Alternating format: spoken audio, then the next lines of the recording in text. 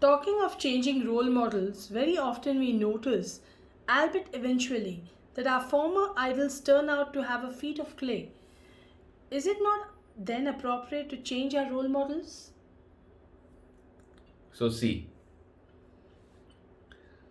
your role models turning out to eventually have feet of clay, or eventually you seeing that they have feet of clay, it actually says more about you than about your role models. The point is,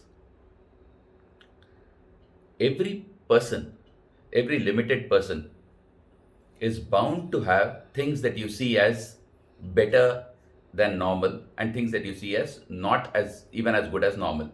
This is natural, normal. Anything limited has to have that, because you, being a limited person yourself in your own understanding, will always have an arbitrary measuring scale.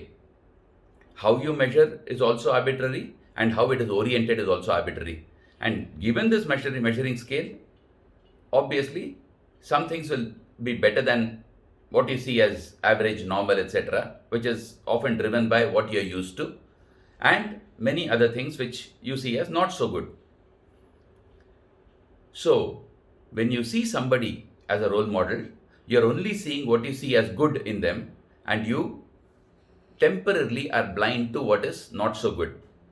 Then eventually comes a point when you see that this thing is not so good about them. And what do?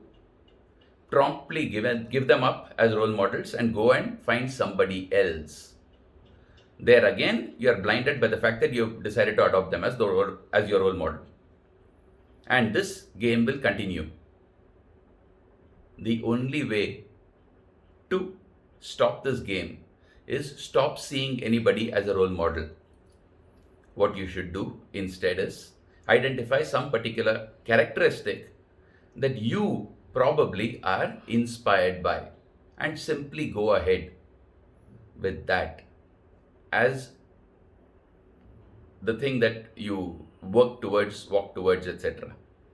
If you were to do this, there will be no need for role models and no need to judge your former role models as having feet of clay either.